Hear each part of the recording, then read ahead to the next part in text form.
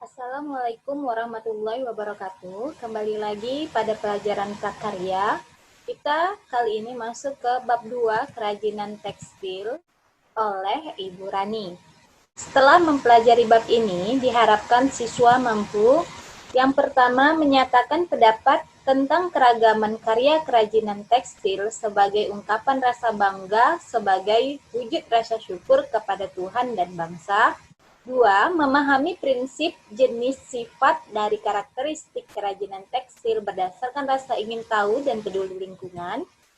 Yang ketiga, mengalami teknik pengolahan, prinsip perancangan, prosedur pembuatan dan penyajian, atau kemasan kerajinan tekstil berdasarkan karakter yang dapat dikembangkan sesuai kebutuhan wilayah setempat. Yang terakhir, merancang, membuat, menguji, dan mengkomunikasikan produk kerajinan tekstil daerah setempat berdasarkan teknik dan prosedur yang tepat berdasarkan orisinalitas, ide, dan cita rasa estetis diri sendiri dengan disiplin dan tanggung jawab. Kita masuk ke pengertian kerajinan tekstil. Kerajinan tekstil merupakan karya seni atau kerajinan yang dibuat atau memakai tekstil sebagai bahan utamanya. Nah, apa itu tekstil? Tekstil adalah bahan yang berasal dari serat yang diolah menjadi benang atau kain sebagai bahan untuk pembuatan busana dan berbagai produk kerajinan lainnya. Ingat ya, di bab 1 kita sudah belajar tentang kerajinan serat. Nah, ada kapas, ada kapuk, kemudian ada wol, ada filamen, dan lain sebagainya. Fungsi kerajinan tekstil yang pertama sebagai penghias, yang kedua fungsi benda pakai, yang ketiga berfungsi sebagai kelengkapan ritual, yang keempat berfungsi sebagai simbolik. Kita lihat yang pertama adalah fungsi penghias. Fungsi penghias adalah kerajinan yang dibuat semata-mata hanya sebagai penghias atau sebagai pajangan di suatu ruangan dan tidak memiliki makna atau simbol tertentu. Kita lihat contohnya. Nah, ini adalah contoh hiasan dinding dengan teknik batik. Jadi, hiasan dinding itu berfungsi sebagai penghias. Yang kedua ada makrame ya. Makrame sudah pernah kita singgung di bab 1. Makrame juga berfungsi sebagai penghias. Yang kedua, fungsi benda pakai. Fungsi benda pakai adalah kerajinan yang memang khusus dibuat untuk digunakan dalam kehidupan sehari-hari. Contohnya busana, tas, aksesoris, dan lain sebagainya. Nah, ini adalah kerajinan yang fungsinya sebagai benda pakai. Nah, ini adalah contoh dari aksesoris. Kemudian tas, kemudian ini tempat minum ya, tempat minum fungsi sebagai benda pakai. Yang ketiga adalah fungsi kelengkapan ritual. Maksudnya adalah kerajinan yang mengandung simbol-simbol tertentu dan berkaitan dengan kepercayaan atau spiritual. Biasanya digunakan dalam pesta adat, pemakaman, kemudian pernikahan, dan lain sebagainya. Contohnya adalah ulos ya. Ulos ini adalah fungsi kelengkapan ritual, berarti yang berhubungan dengan spiritual dan kepercayaan atau adat istiadat. Yang keempat adalah fungsi simbolik. Fungsi simbolik adalah kerajinan yang dibuat selain sebagai hiasan, juga berfungsi untuk melambangkan hal-hal tertentu yang berhubungan dengan nilai-nilai. Nah, contohnya di sini adalah batik parang. Ada makna atau lambang yang terkandung di dalam motif-motif batik. Bentuk motif batik parang yang saling berkesinambungan, bisa kita lihat nih motifnya saling berkesinambungan, tidak putus antara satu dengan yang lain, menggambarkan jalinan hidup yang tidak pernah putus, selalu konsisten dalam upaya untuk memperbaiki diri, memperjuangkan kesejahteraan, maupun dalam menjaga hubungan antara manusia dengan alam, manusia dengan manusia, dan manusia dengan Tuhannya. Jadi biasanya batik itu memiliki simbol-simbol atau makna tersendiri. Itu yang dikatakan fungsi simbolik.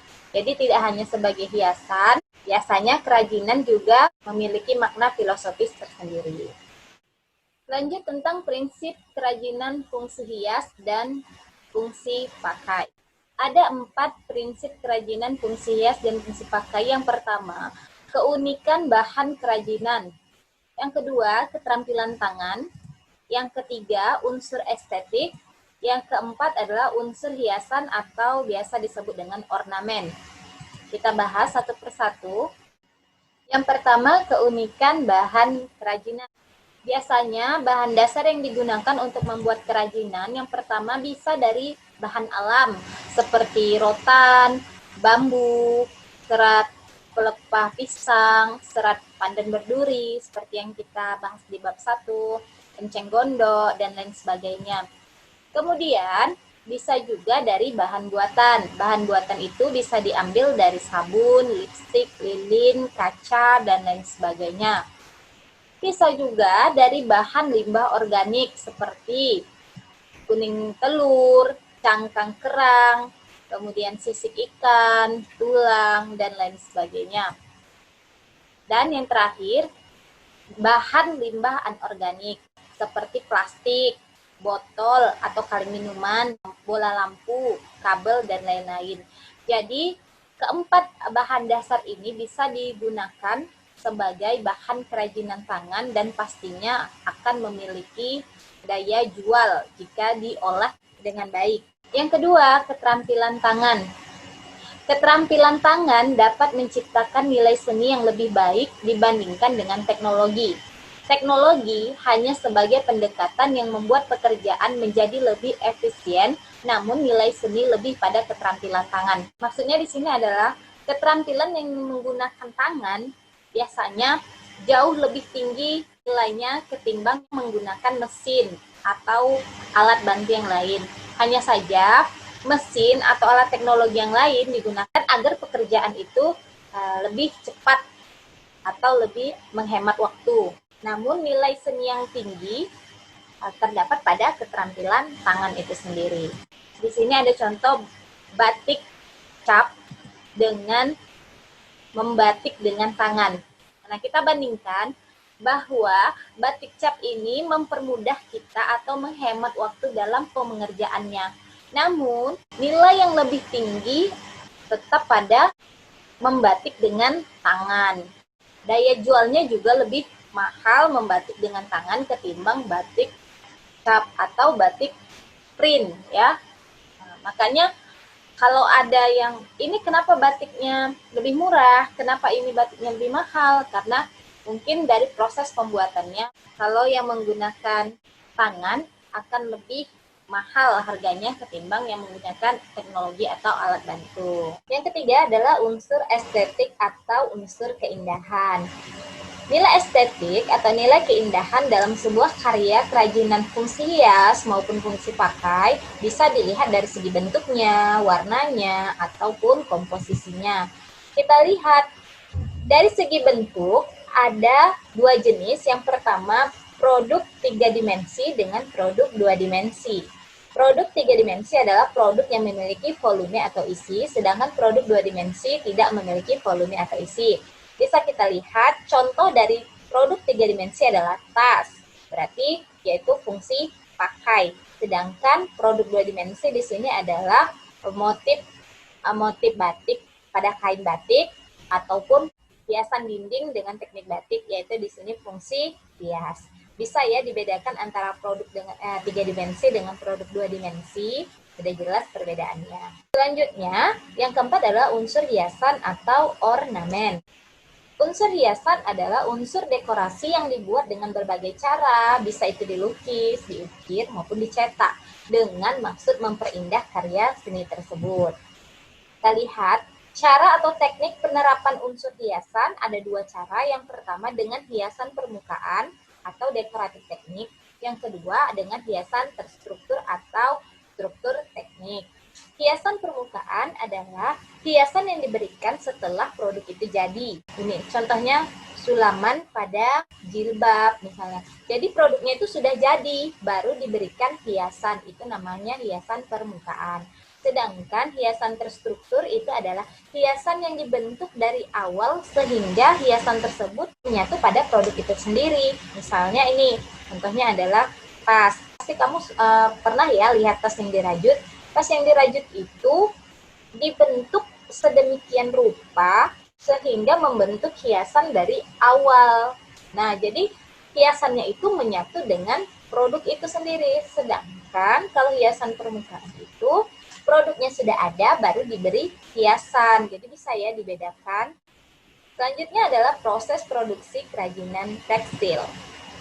Ada 4 proses produksi kerajinan tekstil. Yang pertama, tapestry, yang kedua batik, yang ketiga sulam, yang keempat jahit aplikasi. Yang pertama adalah tapestry.